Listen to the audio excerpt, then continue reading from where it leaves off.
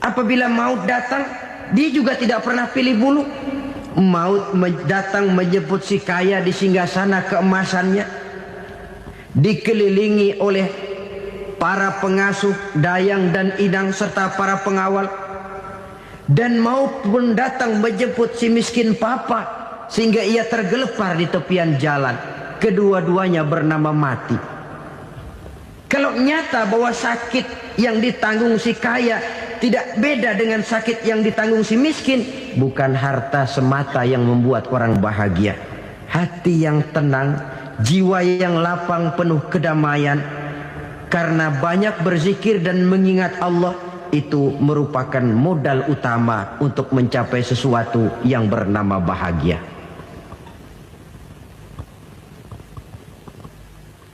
Saudara hadirin yang saya hormati, inilah yang pertama dari 4 ciri yang digambarkan oleh Nabi tentang tanda-tanda orang bahagia. Dan harus berangkat dari yang pertama ini, hati yang lapang. Ini yang harus kita miliki lebih dahulu. Baru nanti akan menyusul kepada poin yang ketiga, kedua, dan selanjutnya. Sebab kalau hati sudah terisi dengan jiwa yang lapang, seluruh persoalan insya Allah akan bisa kita atasi dengan sebagaimana mestinya. Yang kedua sekarang, tanda orang bahagia menurut baginda Nabi, markabun syariah. Orang bahagia itu, kata beliau, punya kendaraan biar cepat asal lancar. Artinya kemana dia mau pergi mudah. Apa maksud hadis ini? Kalau kita kaji lebih dalam, kendaraan itu kan alat transportasi. Transportasi tidak lain adalah usaha memudahkan komunikasi. Pindah dari situ kepada teori bahwa manusia adalah zon political, makhluk bermasyarakat yang tidak bisa memenuhi kebutuhan hidupnya secara sendirian. Kita memerlukan keberadaan orang lain dalam kehidupan ini. Untuk memakai baju saja kita sudah perlukan petani yang tanam kapas, pabrik yang memintal kapas jadi benang, pabrik yang menenun benang jadi kain, sampai kepada mesin jahit, sampai kepada tukang jahit. Itu cuma untuk memakai pakaian saja. Tidak seorang pun di antara kita yang sanggup memenuhi kebutuhan hidupnya secara sendiri. Kita perlu orang lain. Maka kebebasan dalam arti mutlak, kebebasan tanpa batas, itu tidak mungkin ada dalam kehidupan. Karena kita mengadakan yang disebut interaksi sosial. Setiap kegiatan kita tentu melibatkan orang lain. Menurut kita barangkali kita bebas jalan di jalan raya semaunya, tapi orang lain berkendaraan pun merasa bahwa ini ada juga jalan haknya. Dan begitu selanjutnya. Oleh karena itu, maksud dari kendaraan yang cepat ini adalah khulata'uhu ma'as solihin. Lingkungan pergaulannya terdiri dari orang-orang soleh. Pergaulannya luas. Kemana dia pergi ada temannya. Kesulitannya ada tempat dia cerita. Dan kesulitan kalau sudah diceritakan kepada orang lain, taruh kata orang itu tidak bisa menolong, namun menceritakannya kepada orang yang kita percayai, kan paling kurang sudah mengurangi beban jiwa, mengurangi tanggungan batin, merasa masih ada tempat kita cerita. Maka lebih baik orang awam yang mau bergaul ketimbang orang setengah alim tapi ngunci pintu. Sebab nantinya akan timbul sikap picik, cupik pandangan, dan tidak luas menghadapi kenyataan dalam kehidupan ini. Namun yang harus kita garis bawahi, pergaulan memang mesti luas. Namun jangan sekali-kali lupa bahwa pergaulan sangat besar pengaruhnya dalam ikut membentuk kepribadian manusia. Sehari-hari bisa kita bilang, kalau kita dekat sama tukang minyak wangi, sekalipun nggak dibagi minyaknya, baunya tentu dapat. Betul? Tapi dekat sama tukang elas, walaupun nggak kena apinya, asapnya mesti kena. Kalau Syauqi mengatakan lebih jelas lagi, man asyaral asrafa asa musyarrafan wa muasyiral anzali ghairu musyarrafin. Awalam taral jildal hakira muqabbalan bisagri lamma sara jildal mushaf. Siapa yang bergaul dengan orang mulia, dia bakal ikut menjadi mulia. Tapi siapa yang berteman dengan orang hina, dia tidak bakal ikut menjadi mulia. Tidakkah kau lihat, kata Syauqi, kulit kambing yang hina pun dicium orang ketika menjadi kantong Quran. Kulit kambing hina, kalau dia sendirian gak ada yang mau cium. Tapi begitu dia bergaul dengan Quran, menjadi kantong Quran, dipakein minyak wangi, ditaruh di tempat yang tinggi, mau diambil dicium dulu, dibawa dengan penuh hormat dan hati-hati. Kulit kambing yang hina lantaran berteman dengan Quran, numpang mujur. Tapi coba lihat kalau kulit kambing berteman dengan kayu, jadi beduk, habis. Zohor dikemplang, asar dipukul. Itu pun sedikit saja, cuma salah milih teman. Yang temannya Quran dihormati orang, yang temannya kayu lantaran jadi beduk, gelap-gelap subuh orang udah kemplangi.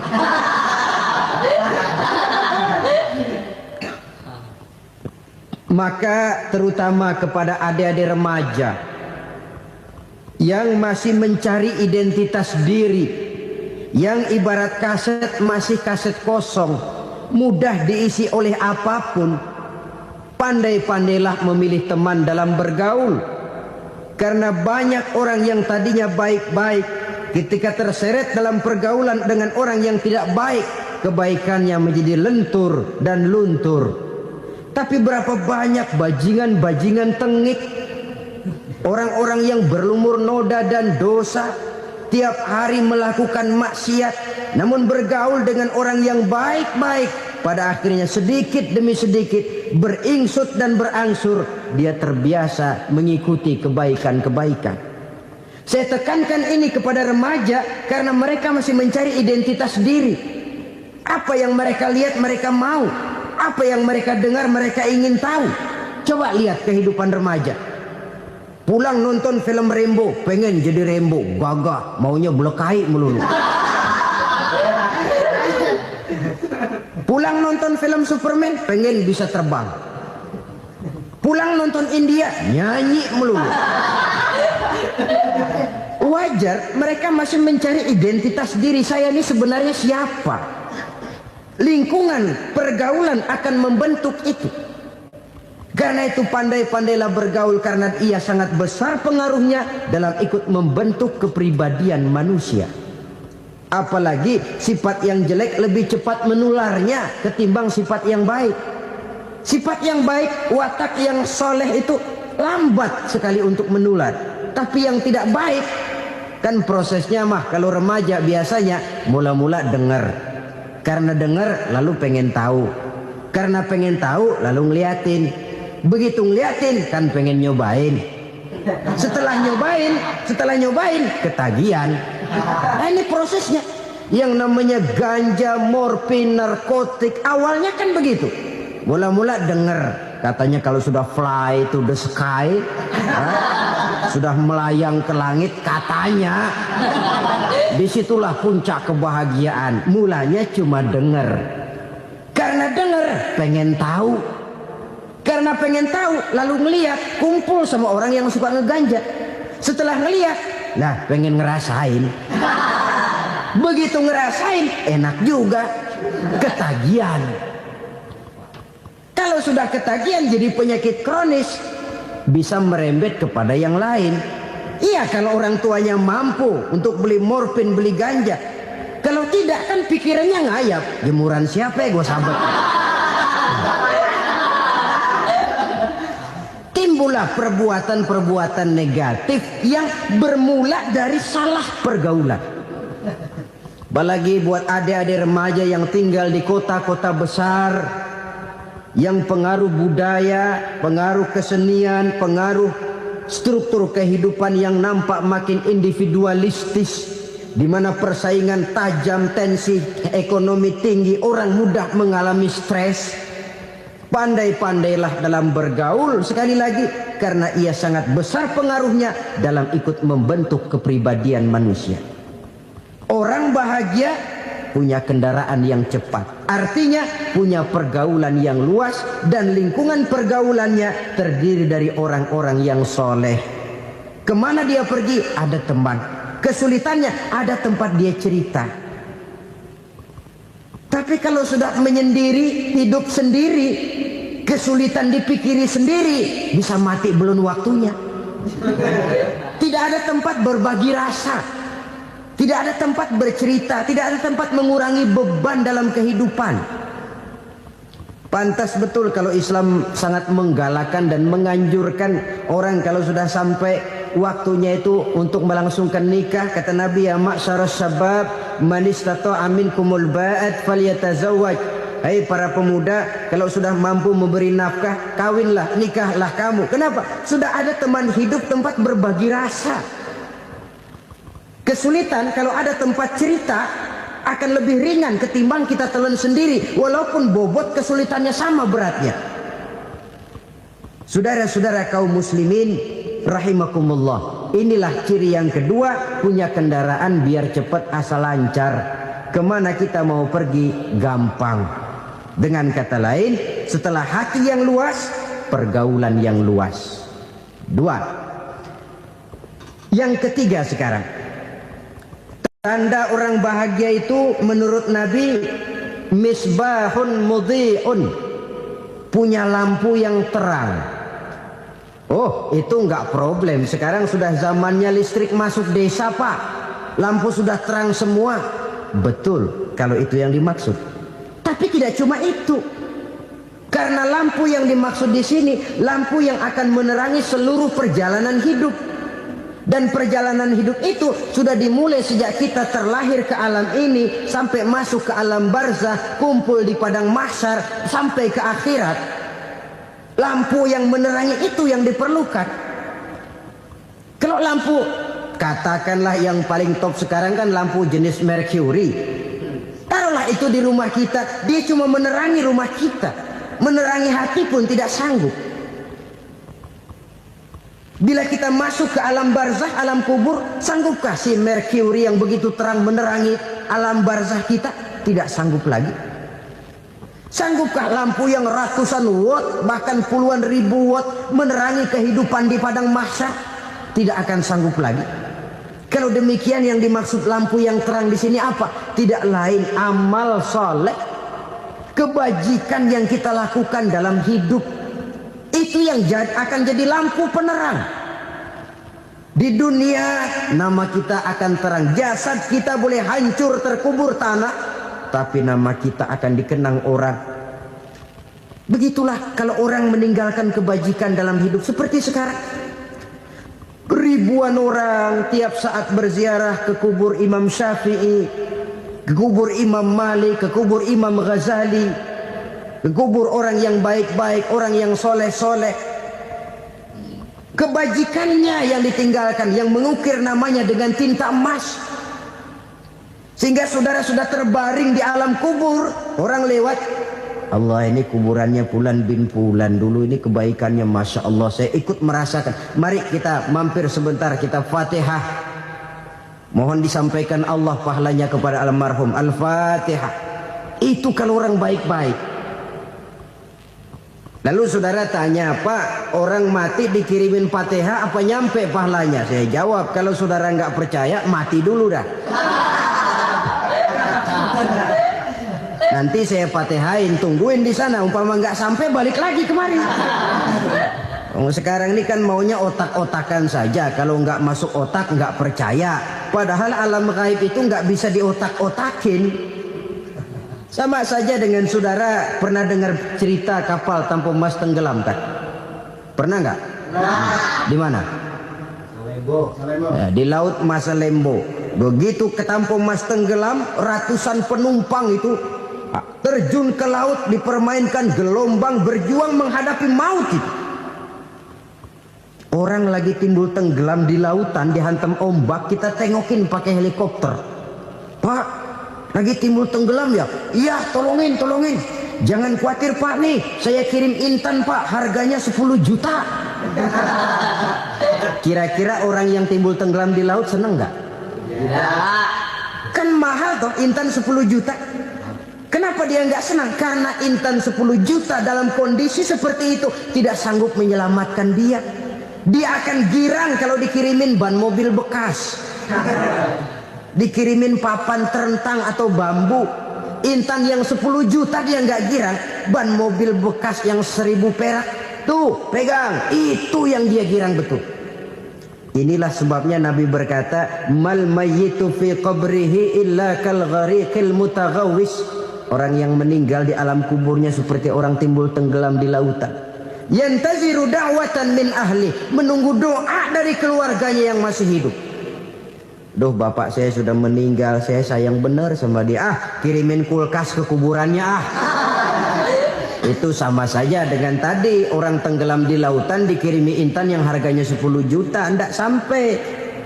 Begitulah kalau kebajikan yang kita tinggalkan dalam hidup, sudah mati pun kubur kita masih diziarahi orang.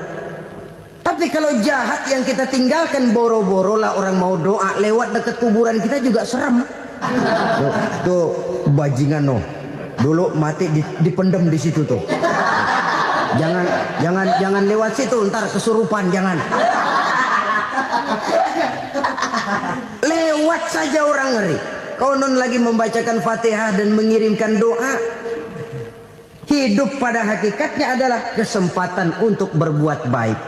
Maka sekali kesempatan itu diberikan, manfaatkan dengan sebaiknya. Sebab kesempatan kedua tidak akan pernah ada.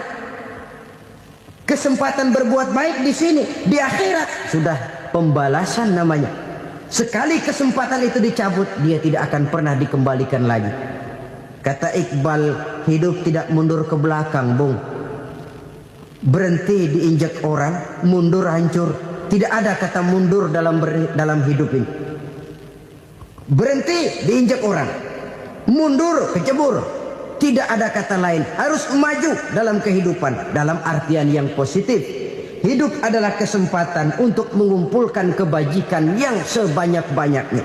Di situ nilai daripada manusia. Sekarang ini memang nggak kelihatan kok, orang yang banyak pahala sama yang banyak dosa nggak kelihatan kok. Barangkali kalau habis bikin dosa palanya pada benjol, mungkin orang takut sama dosa. Tapi sekarang sama saja, orang yang banyak dosa dengan yang nggak banyak dosa jalan bareng dari belakang, sama, nggak kelihatan beda. Tapi ada waktunya di mana pahala memegang peranan, di mana dosa diperlihatkan. Sama saja kalau kita bawa mobil siang, lampu kan nggak begitu berfungsi. Apa lalu bilang, alah ini lampu berat-beratin, copot-copotin aja dah. Tidak perlu begitu. Kenapa? Pada suatu saat malam senja akan datang. Bila matahari terbenam, senja pun datang, gelap mulai merayap, disitulah baru terasa perlunya lampu. Pahala begitu. Sekarang orang yang nggak ada pahalanya nggak kelihatan dalam kehidupan. Tapi pada suatu saat senja kehidupan akan datang. Ajal merenggut nyawa, malam merayap, dan hidup mulai diliputi kegelapan di alam barzah. Dikala itu kalau nggak punya lampu, alangkah malangnya kita. Sebab amal yang baik, kata Nabi, di alam barzah itu akan diciptakan menjadi perempuan yang cantik menemani kita. Amal yang jahat akan menjadi orang yang paling jelek nemenin kita. Udah di tempat gelap yang nemenin jelek.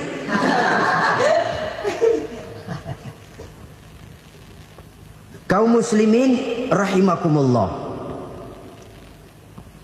Kalau demikian masalahnya, tergantunglah kita pandai memanfaatkan waktu. Al-waktu kasayf. Waktu itu cepat sekali. Yang namanya waktu itu tahu-tahu. Tahu-tahu. Udah tahun 87. Tahu-tahu. Udah begitu. Tahu-tahu. Yang kemarin anak-anak, sekarang udah pada punya anak. Tahu-tahu saja itu. Begitu cepat waktu berlalu. Kalau tidaklah pandai kita memanfaatkannya, akan rugi kita. Nabi bersabda, man kana yaumuhu khairun min amsihi fahuwa rabih. Barang siapa yang hari ini lebih baik daripada hari kemarin, itu orang untung. Hari ini lebih baik daripada kemarin. Bulan ini lebih baik dari bulan kemarin. Tahun ini lebih baik dari tahun kemarin. Itu orang yang beruntung. Tahun kemarin sembayangnya maghrib doang. Sekarang udah tambah isya. Tahun kemarin cuman Idul Fitri aja ngancem bener. Sekarang udah tambah Jumat. Lalu tambah lagi maghrib, tambah lagi isya, dan selanjutnya. Hari ini lebih baik daripada kemarin. Itu orang yang beruntung. Wa man kana yaumuhu mislu amsihi fahuwa khasir. Lalu barang siapa yang hari ini sama saja dengan hari kemarin, itu orang rugi. Hari ini sama dengan kemarin, rugi itu. Bulan ini begitu, bulan kemarin begitu, tahun ini begitu, tahun lalu juga begitu. Rugi itu orang. Rugi apa? Rugi umur. Umur tambah, amalan gak pernah tambah. Dan saya pikir lebih merupakan azab ketimbang nikmat kalau orang dikasih panjang umur cuma untuk numpuk dosa. Mending mana? Panjang umur banyak dosa sama pendek umur dikit dosa. Mending mana? Mending mana? Ya, paling mending tentu panjang umur banyak pahala. Tapi kalau tidak, sekali lagi, lebih merupakan azab ketimbang nikmat kalau orang diberikan panjang umur tapi cuma untuk sekedar menumpuk dosa. Kehilangan kesadaran bahwa dunia bukan terminal akhir dari satu perjalanan. Dia cuma halte di mana kita berhenti sebentar untuk menuju kepada terminal yang hakiki. Saudara-saudara kaum muslimin rahimakumullah. Inilah lampu yang akan menerangi kehidupan. Amal yang kita lakukan di dalam kehidupan. Jadi yang dimaksud dengan lampu yang terang, kebajikan yang kita kerjakan dalam hidup. Nah, setiap orang di awal tadi saya bilang ingin bahagia. Bahagia itu kan hakikatnya kumpulan senang dan selamat. Senang, selamat. Apa bedanya? Senang tapi tidak selamat, nggak bahagia. Selamat tapi nggak senang, nggak bahagia orang. Contoh, kalau orang korupsi, duitnya banyak, senang dia, tapi keselamatannya. Ada tentara baris di samping rumahnya udah bingung, padahal tentara latihan. Tentara cuma latihan, dia bingung. Senang, tapi karena keselamatannya tidak terjamin, dia tidak bahagia. Sebaliknya pegawai negeri jujur benar cuma segaji-gajinya, selamat nggak korupsi tapi melarat, ya nggak bahagia juga, kurang senang. Kesenangan dan keselamatan untuk dunia saja, ya sekali lagi, kalau cuma sekedar untuk dunia saja bisa dibeli pakai uang, bisa dibeli pakai uang. Saudara ingin selamat bisa dibeli pakai uang, saudara ingin senang bisa dibeli dengan uang.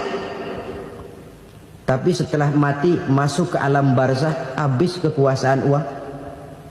Gak bisa lagi beli keselamatan pakai uang. Tidak mungkin lagi membeli kesenangan dengan uang. Di situ pahala yang megang peranan. Makin banyak pahala, makin banyak saham untuk membeli kesenangan dan keselamatan, untuk memperoleh yang namanya bahagia. Dan jangan lupa loh, di alam barzah kita gak sebentar menunggu datangnya kiamat. Loh iya, kalau kita begitu dikuburin terus kiamat datang, untung. Tapi kalau masih harus 1000, 2000, puluhan ribu tahun yang akan datang, dalam satu penantian yang begitu lama, tanpa saham untuk memperoleh kebahagiaan, satu kemalangan yang tidak ada pernah putus-putusnya. Janganlah tergelincir oleh kebahagiaan sebentar yang menipu dengan mengorbankan kebahagiaan hakiki yang berjangka panjang. Apa artinya senyum sejenak kalau harus ditebus dengan tangis seumur hidup? Biarlah kita minum jamu, pahit memang, getir memang, tapi kan besok badan sehat. Daripada sekarang minum sirup, manis memang, enak memang, tapi bibir pada jontor besok. Sirawan, batuk, nggak karu-karuan. Banyak orang tertipu oleh kesenangan yang sebentar. Padahal laisa kullu ma yalma'u zahaban. Belum tentu semua yang berkilat itu emas. Belum tentu semua yang gemerlap itu intan. Karena itu marilah manfaatkan kesempatan yang diberikan Allah ini untuk mengumpulkan kebajikan yang sebanyak-banyaknya. Yang terakhir sekarang, yang keempat, tanda orang bahagia kata Nabi. Zaujatun salihah. Orang bahagia itu tanda yang keempat kata Nabi, punya istri biar cakep asal taat. Sudah surga itu gitu. Cakep taat. Istri kayak gitu, kalau belum mati jangan dikuburin dulu. Sudah cakep taat lagi. Tapi kadang-kadang enggak, udah jelek ngadat melulu. Apa yang mau dipilih? Sebab itu Quran mengatakan istri pakaian untuk suami, suami pakaian untuk istri. Kenapa suami istri diibaratkan pakaian? Alangkah tingginya gaya bahasa Quran ini. Suami istri teman hidup, hidup perjalanan panjang. Sejak kita dalam rahim sudah ada hidup kan di sini. Sampai ke alam dunia, masuk ke alam barzah, kumpul di padang mahsyar, sampai menuju akhirat, itu perjalanan hidup. Carilah istri atau suami teman hidup yang membawa manfaat tidak hanya kehidupan di dunia ini, sampai di alam barzah, sampai di padang mahsyar. Suaminya mungkin meninggal lebih dulu atau istrinya mungkin meninggal lebih dulu. Tapi suami atau istri yang masih hidup berbuat kebajikan. Suami saya meninggal, ada hartanya, saya sedekahkan, niat pahala untuk almarhum suami saya. Ini teman hidup. Tidak dibatasi dan tidak bisa dipisahkan oleh maut sekalipun. Zohirnya mungkin pisah, badannya mungkin pisah, tapi hatinya, jiwanya, kebersamaannya dalam menghadapi kehidupan. Karena itu, saudara-saudara, bahasa Quran indah. Suami istri diibaratkan seperti pakaian.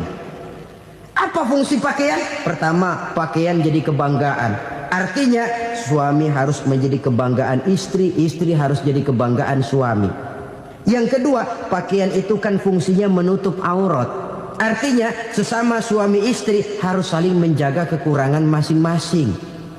Jangan malah sesama suami istri saling membongkar rahasia dan aibnya sendiri-sendiri. Istrinya diceritain jeleknya di mana-mana, atau suaminya dibongkar rahasianya di pasar umum. Itu sudah tidak lagi berfungsi sebagai pakaian. Kenapa semua ini diperlukan? Karena kita menyadari bangsa yang baik terdiri dari masyarakat yang baik. Masyarakat yang baik merupakan susunan dari warga yang baik.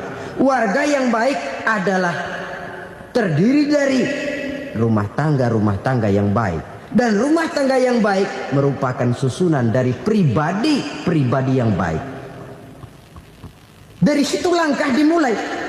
Membangun satu bangsa yang baik diawali dengan membangun rumah tangga yang baik, dengan menciptakan pribadi-pribadi yang baik. Sehingga dari sini diharapkan berkembanglah nilai-nilai kebaikan. Orang akan bahagia mempunyai istri yang soleh. Kenapa? Tidak ada seorang suami bisa sukses jadi apapun dia, apapun profesinya. Dokterkah, kiaikah, mubalikah, petanikah, pengusahakah, pejabat tinggikah, tidak ada seorang suami yang bisa sukses tanpa peran serta istrinya. Walaupun memang peranan itu tidak begitu kelihatan, tapi sangat menentukan. Karena itu, saudara hadirin yang saya hormati, Islam sangat menghargai kaum wanita, memberikan kedudukan yang tinggi sepanjang tidak mematikan kodrat kewanitaannya. Nah, kalau sudah kesuksesan ini diawali dari rumah tangga, karier di masyarakat mudah untuk dikejar. Tapi keberantakan di rumah tangga merupakan kegagalan pertama di tempat lain. Selalu berusaha menyimpan sesuatu yang bisa membawa manfaat, baik untuk dirinya, untuk anak cucunya, maupun untuk keluarganya, untuk masa kini dan masa depannya. Kadang simpanan itu berbentuk uang, kadang berupa tanah, lain saat berbentuk pabrik, dan lain sebagainya. Sementara masa depan yang paling pasti adalah akhirat. Jika untuk masa depan dunia kita rela memeras keringat, membanting tulang, pergi pagi dan pulang petang, menyimpan uang, menyimpan tanah, menyimpan pabrik, pernahkah kita merenung jika satu saat kiamat datang, kita dibangkitkan dari kubur masing-masing, berdiri di padang mahsyar untuk mempertanggungjawabkan seluruh kegiatan hidup kita di dunia ini, lalu kita akan menuju ke alam akhirat. Sudahkah kita mempunyai simpanan untuk akhirat kita? Pada pertemuan kali ini saya ingin menyampaikan sebuah hadis di mana Rasulullah sallallahu alaihi wasallam bersabda, "Arba'un min kanzil jannah." Simpanan sorga ada 4 macam. Yang pertama, ikhfa'us sadaqah, menyembunyikan sedekah. Saudara-saudara kaum muslimin, sebagaimana yang kita maklum bahwa Allah Subhanahu wa taala melebihkan sebagian rezeki dari kita terhadap yang lain. Ada yang kaya, ada yang setengah kaya, ada yang miskin, ada yang setengah miskin, dan selanjutnya. Ada yang gajinya kecil tapi penghasilannya gede. Ada yang penghasilannya gede tapi nggak punya gaji. Ada juga yang memang gajinya gede dan penghasilannya gede. Kelebihan rezeki merupakan sunnatullah dan tidak harus membuat kita merasa lebih dari yang lain. Bahkan sebaliknya, kelebihan itu harus membuat kita ringan tangan untuk menolong mereka yang memang memerlukan pertolongan. Kalau saudara diberikan ilmu, maka pertanyaan akhirat cuma satu: ilmumu kau amalkan untuk apa? Kalau saudara diberikan umur yang panjang, pengadilan akhirat juga bertanya satu: umurmu kau habiskan di mana? Tapi kalau saudara diberikan harta, pengadilan akhirat akan bertanya dua: hartamu kau dapat dari mana? Kau belanjakan kemana? Dari mananya ditanya dan kemananya juga ditanya. Oleh karena kita akan dimintakan pertanggungan jawab, maka amanah yang bernama harta ini harus kita gunakan dengan sebaik-baiknya. Ada penggunaan yang merupakan kewajiban, itu zakat namanya. Ada penggunaan yang sewaktu-waktu, itu infak namanya. Ada yang lebih sewaktu-waktu lagi, dan itu sedekah namanya. Zakat dia terikat oleh haul dan nisab, oleh putaran batas waktu dan ukuran dari harta itu sendiri. Sedangkan infak terikat oleh situasi dan kondisi perekonomian seseorang. Sedangkan sedekah tidak terikat dengan apapun. Dalam kondisi seperti apapun kita bisa melakukan sedekah dengan yang terkecil sekalipun. Sampai-sampai Rasulullah sallallahu alaihi wasallam mengajarkan, la tahqiranna minal ma'rufi syai'an walau an talqa akhaka biwajhin talik. Atau ada hadis, tabassumuka fi wajhi akhika laka shadaqah. Senyumanmu kepada temanmu adalah sedekah. Jadi untuk melakukan sedekah tidak harus dalam berbentuk uang. Dengan ilmu kita bisa sedekah, dengan tenaga kita bisa bersedekah, dengan pikiran kita bisa bersedekah, bahkan senyum kepada teman itu pun sedekah. Jadi kalau sedekah dengan uang memang belum punya uang, nyengir aja banyakin. Itu asal pada tempatnya, jangan lalu ketemu tiang listrik cengengesan. Tentu tidak pada tempatnya dan tidak wajar. Nah, sedekah yang paling dicintai Allah adalah sedekah yang disembunyikan. Artinya jauh dari sifat riya.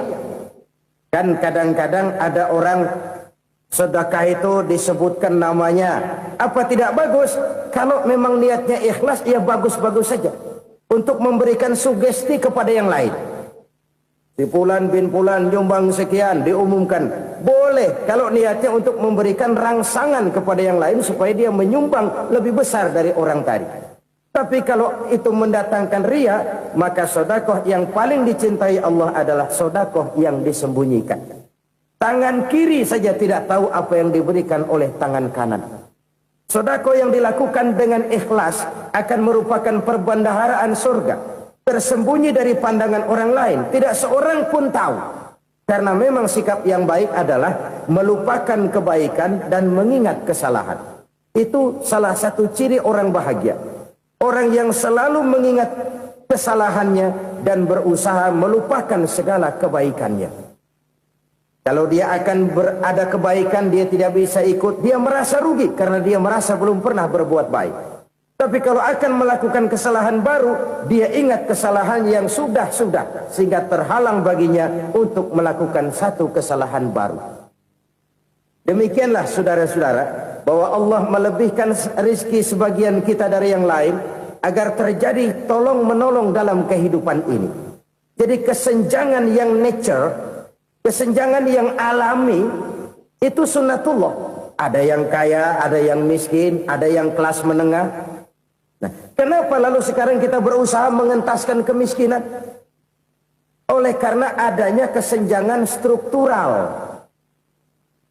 Kalau yang kaya bisa semakin kaya, kenapa yang miskin tidak bisa naik jadi ikut sedikit kaya? Sebab pada dasarnya Islam adalah agama yang sejak turunnya sudah berupaya memerangi kemiskinan. Bahkan dikatakan kemiskinan itu mendekatkan kepada kekufuran. Orang kalau miskin udah dekat banget sama kafir. Gampang menjadi kafir. Berapa banyak saudara-saudara kita yang oleh karena soal perut, oleh karena soal materi, terpaksa meninggalkan dan menanggalkan akidahnya. Menjual petunjuk yang diberikan Allah dengan kesenangan dunia yang cuma sebentar ini. Na'udzubillah, thumma na'udzubillah. Jadi makin kita sembunyikan satu sedekah, semakin banyak perbendaharaan kita di surga. Sedekah yang paling dicintai Allah adalah sedekah yang disembunyikan. Malahan ada seorang sufi, dia punya kebiasaan kalau pergi sholat Jumat dia bawa uang, itu uang dia taruh di bawah tikar masjid. Dia niat sedekah kepada siapa saja yang nemuin itu duit. Maksudnya apa? Supaya yang nemuin nggak tahu siapa yang punya duit. Demikian dia saking ingin menyembunyikan sedekahnya. Karena sifat ria itu bisa memakan amal kita sendiri. Ria itu termasuk menyebut-nyebut kebaikan kita. Orang yang suka nepuk dada, sedikit-sedikit ngitungnya kalau nggak gua. Tuh kalau nggak gua tuh. Tuh yang belas itu kalau nggak gua, kalau nggak gua. Iya kalau nggak lu kenapa emang? Orang yang suka menepuk jasa. Tuh, biasanya memang begitu saudara-saudara. Kalau perang lagi berkecamuk, orang nggak sempat ngaku jadi pahlawan. Tapi begitu perang selesai, yang kagak kenal bedil ngaku pahlawan, mas. Itu sesuatu yang biasa. Oleh karenanya, orang-orang yang ikhlas dalam bersedekah, disembunyikannya sedekah itu, Allah cinta betul. Malahan ada hadis memberikan jaminan, inna sedaqatal mar'il muslimi tazidu fil umri wa tadfa'u mitatas su'i. Sesungguhnya sedekahnya seorang mukmin tazidu fil umri, bisa menambah umur panjang. Wa tadfa'u mitatas su'i, dan menyelamatkan manusia dari mati secara su'ul khatimah. Jadi siapa yang kepengen panjang umur, banyaklah sedekah. Yang bosan hidup, pelit terus. Sedekah menambah panjang umur dan menyelamatkan manusia dari mati secara su'ul khatimah. Pak, katanya umur itu nggak bisa ditambah, nggak bisa dikurangin. Kapan? Kalau ajal sudah datang.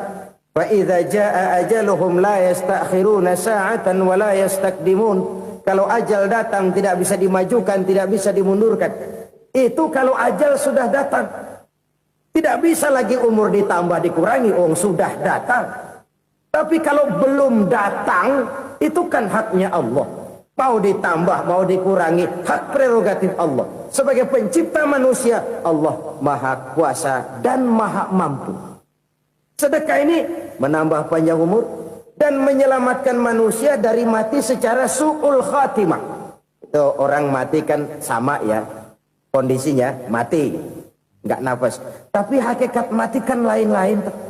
Ada yang mati itu husnul khatimah, baik akhirnya. Misalnya lagi ngaji mati, lagi sholat mati, lagi sedekah mati. Ini yang dinamakan dengan husnul khatimah, baik di akhirnya. Sebaliknya ada yang su'ul khatimah, jelek di akhirnya. Ini yang jadi catatan akhir. Lagi nyekek botol, mampus. Lagi banting kartu, modar. Su'ul khatimah, jelek pada akhirnya. Sedekah menyelamatkan manusia dari mati secara su'ul khatimah. Dan kita semua kepengen mendapat husnul khatimah, jauh dari su'ul khatimah. Oleh sebab itu yang bisa menyelamatkan kita dari penyakit itu antara lain adalah sedekah yang disembunyikan, yang dikerjakan dengan ikhlas karena Allah, tidak karena kepengen dipuji orang, tidak karena ingin dikatakan orang pemurah. Sebab orang dermawan itu orang yang memberi tanpa harus diminta. Kalau masih harus diminta, ya belum dermawan namanya, masih harus diminta. Kalau nggak diminta ya tulus, lolos, polos. Saudara-saudara kaum muslimin rahimakumullah. Harta adalah amanat dan akan kita pertanggungjawabkan. Allah melebihkan rizki sebagian kita dari yang lain agar kita saling tolong menolong, bantu membantu. Nabi janjikan siapa yang meringankan beban saudaranya muslim di dunia, Allah akan meringankan bebannya di akhirat nanti. Sebuah jaminan dari baginda Nabi.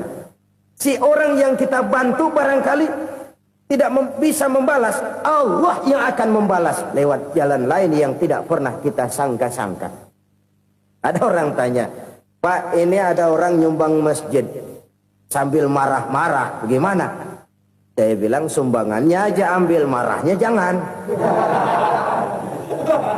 Marahnya jangan diambil, itu urusan dia. Saudara-saudara kaum muslimin rahimakumullah. Umat Islam ini kan umat yang punya potensi besar. Kadang kita merenung, kenapa kadang-kadang pembangunan masjid kok lambat sekali? Kalau hotel hari ini peletakan pertama, bulan depan peresmian.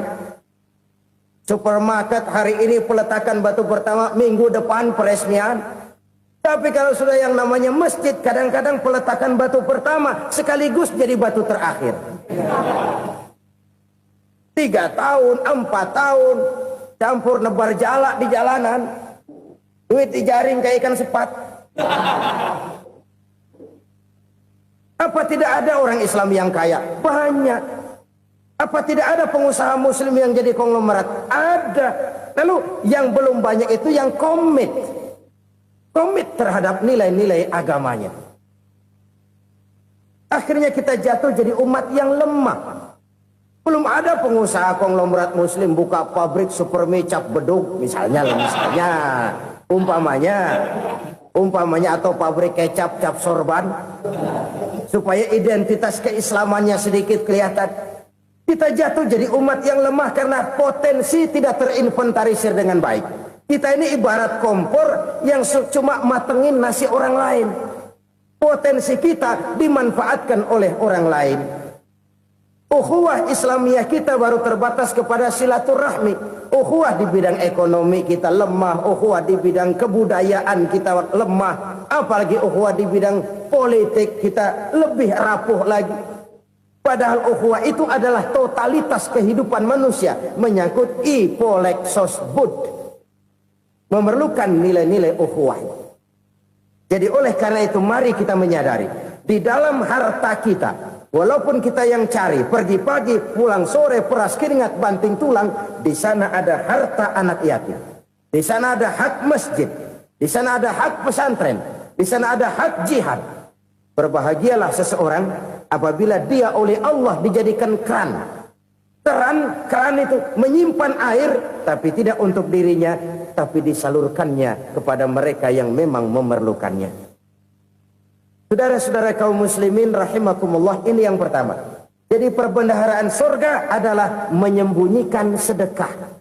Orang lain nggak tahu, kita pun nggak pernah ngitung-ngitung. Kita anggap lewat begitu saja, padahal itu deposit akhirat. Satu. Yang kedua, perbendaharaan surga itu apa? Wa kitmanul musibah, menyembunyikan kesulitan. Kadang orang takut menghadapi kesulitan, tapi makin kita merenung, hidup ini kan sebenarnya urusan. Takut sama urusan, ya jangan hidup. Tandanya orang hidup itu kalau punya urusan. Urusan melupakan problem. Problem sering menimbulkan kesulitan. Kesulitan bukan untuk ditakuti, tapi untuk diatasi dan dicarikan jalan keluarnya. Siapa sih orangnya yang nggak pernah sulit-sulit? Makin tinggi status sosialnya, makin gede urusannya. Makin tinggi kualitas imannya, makin berat tingkat kesulitannya. Cuma memang yang namanya enak itu seperti pelangi. Biang lala itu nggak pernah di atas kepala kita, di atas kepala orang melulu. Lu sih enak lu, kata kita. Dia juga bilang, yang enak kan lu. Pelangi itu nggak pernah di atas kepala kita. Kata tukang beca, aduh enak ya naik Mercy. Kata tukang beca, apa yang di dalam mobil Mercy? Aduh enak bener tukang beca, di jok ngeringkuk ngorok pules bener. Saya kamar pakai AC, sejuk, tempat tidur sutra, empuk, alga, spring bed, kulak kulik, nggak bisa pules kalau belum minum Valium, belum tidur. Enak bener tukang beca, di jok ngorok nggak tahu wetan kulon. Si tukang beca bilang yang di Mercy enak, yang di Mercy bilang tukang beca enak. Inilah enak, nggak pernah di atas kepala kita, di atas kepala orang lain melulu enak itu. Nah, saudara-saudara, yang merupakan perbendaharaan surga itu orang yang bisa menyembunyikan kesulitan, baik pribadi ataupun rumah tangga. Nih terutama rumah tangga yang jadi soalnya. Kadang-kadang kita ini kalau senang, sebaliknya kalau senang kita diam, kalem aja, cuek. Banyak banget duit kita bawaan, diam aja udah. Malah ketemu orang takut. Tapi begitu susah, sekampung tahu. Padahal Nabi mengajarkan perbendaharaan surga itu menyembunyikan musibah, menyembunyikan kesulitan. Kalau enak, cerita sama orang-orang. Kalau nggak enak, rasain sendiri, tekan sendiri, atasin sendiri. Kita kan sebaliknya. Senang kita diam, asal lagi susah, paling tidak kita nyari teman buat cerita kesusahan. Siapa orangnya yang nggak pernah susah? Cuma soalnya bagaimana kita mengatasi kesusahan itu sendiri. Begitu juga misalnya kalau orang sudah berumah tangga, itu orang tuanya harus menjadi tempat dia cerita yang enak-enak saja. Yang nggak enak rasain berdua, selesaikan berdua, atasin berdua. Jangan dibalik. Asal senang diam, giliran susah saja. Maknya laporan. Terbalik. Bisa menjaga security informasi. Maka nama bayam keluar diam, malah seluitan. Enak amat lo makan daging ayam. Security informasi. Saudara-saudara kaum muslimin rahimakumullah. Ujian yang terberat itu yang pernah diberikan kepada para nabi, para rasul, para aulia, para ulama. Makin tinggi keimanan, makin berat bentuk kesulitan. Ayo saya kemukakan satu contoh saja. Ada seorang nabi yang kaya, nabi kaya, namanya Nabi Ayub. Iblis kalau orang begini kan keki. Ibadahnya rajin, kaya. Yang kayak begini susah digodain. Kalau ibadahnya rajin, miskin, kali bisa disogok. Sini imannya mantap, ibadahnya rajin, kaya, nabi lagi. Oh, tapi namanya iblis nggak kurang akal. Laporan, Tuhan, kenapa Les? Ya ini bahasa saya, bahasa Qurannya sih nggak gitu. Itu hambamu yang namanya Ayub, dia rajin ibadah cuma karena dikasih kaya aja. Coba kasih miskin dia, berhenti dia sembahyang. Ah, kamu bisa aja. Saya tahu Ayub itu hambaku yang ikhlas. Saya buktiin Tuhan, silahkan. Dibuktiin lah iblis turun ke alam ini. Yang mula-mula dia lakukan, dia rusak sawah ladang Nabi Ayub. Dia binasakan binatang ternak Nabi Ayub. Sehingga dalam waktu singkat jatuhlah Nabi Ayub dari orang paling kaya jadi orang paling miskin. Beliau masih ibadah di mihrab dalam masjid. Datang iblis. Saudara Ayub, ya. Lagi ngapain? Ibadah. Nyembah Allah, nyembah Allah. Oh, percuma. Kenapa? Tuhan yang ente sembah nih, dia udah bikin miskin ente. Sawah ladang ente hancur lebur, binatang ternak binasa. Sekarang ente jadi orang paling miskin. Ngapain nyembah Tuhan kayak begitu? Tekor. Udah berhenti dah ibadah, berhenti ibadah. Ini iblis sama Tuhan laporannya lain, yang dikerjakan kepada Nabi Ayub juga lain. Benar begitu iblis kata Nabi Ayub? Iya, sawah ladang saya habis, buras. Binatang ternak saya binasa, binasa. Saya miskin, bangpak. Apa jawab Nabi Ayub? Bukan innalillahi, ini hebat. Alhamdulillahillazi a'tani wa akhza minni. Segala puji bagi Allah yang telah memberikan harta kepada saya dan sekarang mengambilnya lagi. Alhamdulillah. Allah yang ngasih, Allah yang ambil. Itu mah urusan Allah. Iblis cuman ibadah jalan terus, sujud lagi Nabi Ayub. Iblis seleher gondok banget. Dasar Nabi nggak mempan dia apa-apain. Miskin malah alhamdulillah. Allah yang ngasih, Allah yang ngambil. Jadi kalau kita tidak komit, kita tidak terikat kepada kaya, miskin, senang, susah, apa yang bisa bikin kita susah? Jadikan kekayaan, kemiskinan, jadikan senang, susah sebagai anak buah yang bisa kita atur. Jangan kekayaan ngatur kita, jangan kemiskinan ngatur kita. Kita yang harus mengatur mereka. Senang, susah, kaya, miskin, bahagia, sengsara, jadikan itu anak buah yang bisa kita atur. Kalau sekarang kita kaya, lain saat boleh jadi kita miskin, semiskin-miskinnya. Allah yang ngasih, Allah yang ngambil. Tenaga mana yang bisa menghalangi? Ibadah jalan terus. Iblis makin gondok. Dasar Nabi loh. Akhirnya apa? Nabi Ayub dikerjain, diberikan penyakit. Demikian fatal penyakitnya. Bayangin, udah miskin sakit. Masya Allah. Miskin sakit. Sakitnya nggak lama, kira-kira 16 tahun. Istrinya 3, 2 mental minta ceraiin.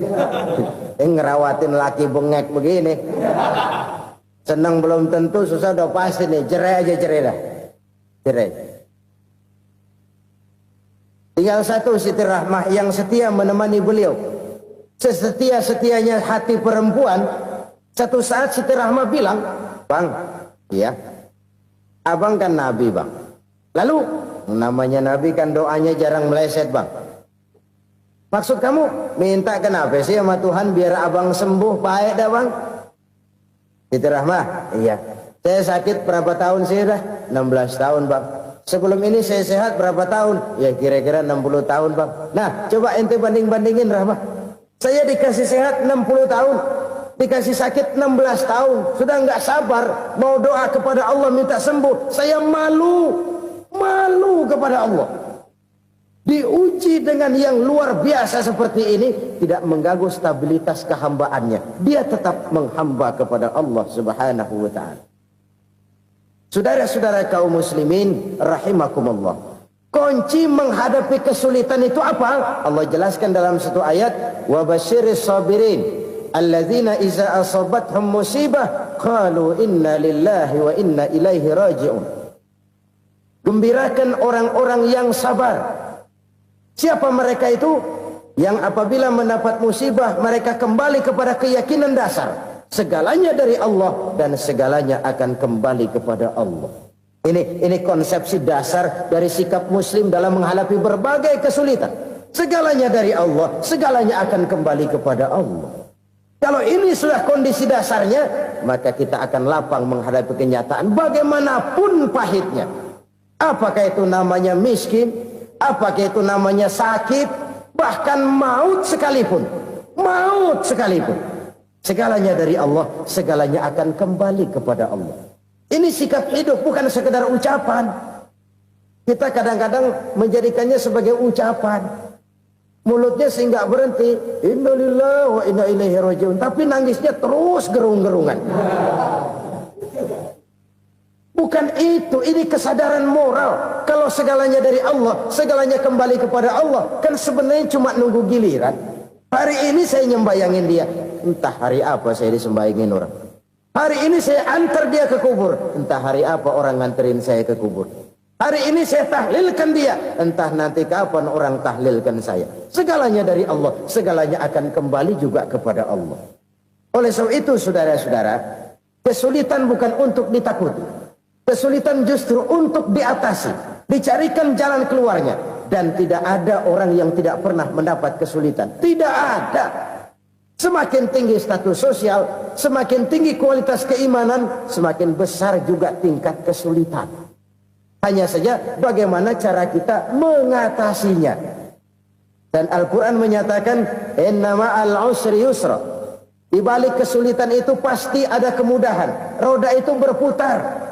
Karena itu Rasulullah sallallahu alaihi wasallam mengingatkan kepada kita, ta'arraf ilallahi firraha ya'rifka fisyiddah. Ingatlah kepada Allah di waktu kamu senang, supaya Allah ingat kepada kamu di waktu kamu susah. Kalau waktu senang kita ingat kepada Allah, kita susah, Allah tidak akan meninggalkan kita. Tapi kalau waktu senang kita jauh dari Allah, sujud tidak sempat, dengan masjid jauh, ketika senang kita lupakan Allah. Nanti begitu kita susah, Allah lupakan kita. Dan itu menyakitkan. Oleh karena itu orang-orang tua kita dulu bilang, kalau lagi sehat ingat-ingat lu bakal sakit nanti.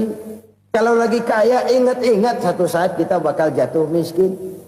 Bahkan kalau lagi muda ingat-ingat kita bakal tua. Dan yang terpenting, kalau lagi hidup ingat-ingat kita bakal mati.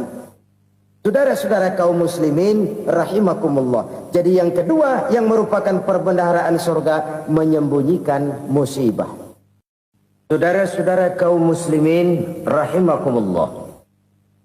Hal ketiga yang merupakan perbendaharaan surga adalah wasilatur rahmi. Orang yang suka bersilaturahmi. Sebagaimana yang kita maklum bahwa manusia adalah makhluk yang disebut zon politika. Makhluk sosial yang tidak mungkin hidup sendiri-sendiri. Betapa dan siapapun kita memerlukan orang lain. Bodoh betul manusia kalau tinggal di tengah masyarakat tapi tidak mau bermasyarakat. Merasa hebat sendiri, pintar sendiri, gagah sendiri, kaya sendiri. Mungkin kalau mati juga ngubur sendiri.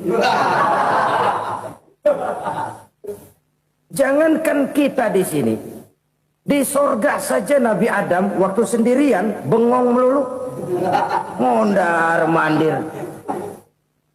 Allah tegur dam sepi dam. Ya ini kalau bahasa saya. Iya Tuhan sepi ini nggak ada coret-corekan pisan ini. Diciptakan Siti Hawa baru anteng Nabi Adam. Itu di sorga. Cobalah. Umpamanya saudara tinggal di Jakarta nih. Kayak bener.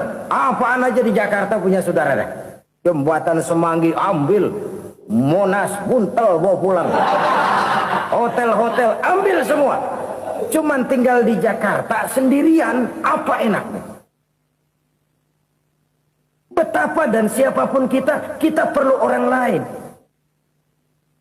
Tidak ada seorang pun yang bisa memenuhi kebutuhan hidupnya secara sendiri-sendiri. Nah, Islam telah menyelamatkan manusia dari ras diskriminasi. Mengikat manusia dengan persaudaraan yang berlandaskan kepada akidah. Karena itu dianjurkan bersilaturahmi.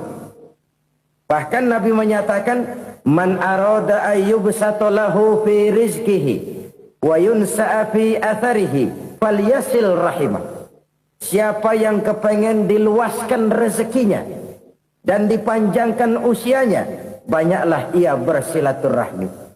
Siapa yang kepengen dimudahkan rezekinya, hendaknya ia banyak bersilaturahmi.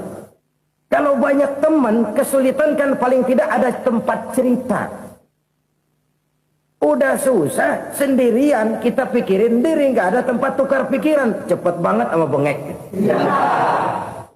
Dilawan sendiri. Nah, secara makro kita bisa berkata, tidak mungkin ada kemenangan kalau tidak ada kekuatan. Tidak ada kekuatan kalau tidak ada kesatuan dan persatuan. Tidak mungkin ada kesatuan dan persatuan tanpa semangat silaturahmi. Kalau umat Islam mau menang, dia harus kuat. Kalau umat Islam mau kuat, dia harus bersatu. Kalau umat Islam mau bersatu, dia harus membudayakan silaturahmi ini. Bahkan sampai-sampai kata Nabi, kalau bisa cari nilai tambah. Apa? Silman koto'at. Bersilaturahmilah kau kepada orang yang marah denganmu. Masya Allah, indahnya ajaran agama kita. Orang yang marah pun kepada kita, kata Nabi, kalau bisa bersilaturahmilah kepadanya, kepada orang yang marah itu. Di situ nilai tambah. Cuman jujur nih hadis, ngucapinnya gampang, ngamalinnya yang berat banget. Orang marah sama kita, kita disuruh silaturahmi. Ada apa malu? Lu marah, ada gua marahan lagi. Gue pikirin. Saudara-saudara kaum muslimin rahimakumullah. Tapi ini yang diajarkan, bahkan ini yang dicontohkan oleh baginda Rasul. Bagaimana begitu mudah, misalnya satu saat Abu Jahal ini ngatur strategi bagaimana bikin Muhammad celaka. Dia gali lubang di depan tempat tidurnya. Dia tutupin daun korma. Terus dia panggil seseorang, ke sini. Kasih tahu Muhammad, pamannya sakit keras, minta ditengokin. Berangkat orang ini ke sana. Muhammad, labbaik. Pamanmu sakit keras, dia minta ditengokin. Baik, saya akan datang menjenguk beliau. Berangkatlah Nabi ke rumah Abu Jahal tanpa prasangka apapun. Abu Jahal udah pasang setil, selimut 3 rangkap setengah dipakai. Persis kayak orang meriang. Tapi sembari ngintip dari balik selimut, begitu Muhammad buka pintu, nah, masuk perangkap nih. Muhammad jalan menuju tempat pembaringan. Makin lama makin dekat, makin lama makin dekat. Makin dekat ke lubang yang dipasang oleh Abu Jahal itu. Dalam hati Abu Jahal, terus dah jatuh, mampus dah lo ini. Mampus lo hari ini nih. Apa yang terjadi? Malaikat Jibril datang. Muhammad, pamanmu cuma pura-pura sakit.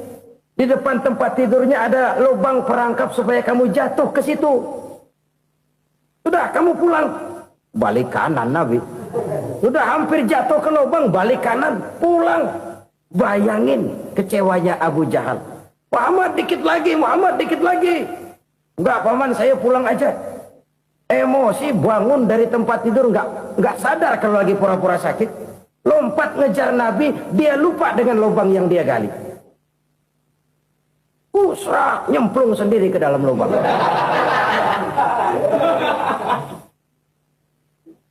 Nabi terus berlalu. Ini terjadi keanehan. Jatuh ke lubang yang dia gali itu sebenarnya nggak terlalu dalam ya. Antara 3-4 meteran lah. Tolong, saya jatuh ke lubang ini. Datanglah pelayan-pelayannya itu. Angkat saya dari sini. Oh, yang ngulurin tambang.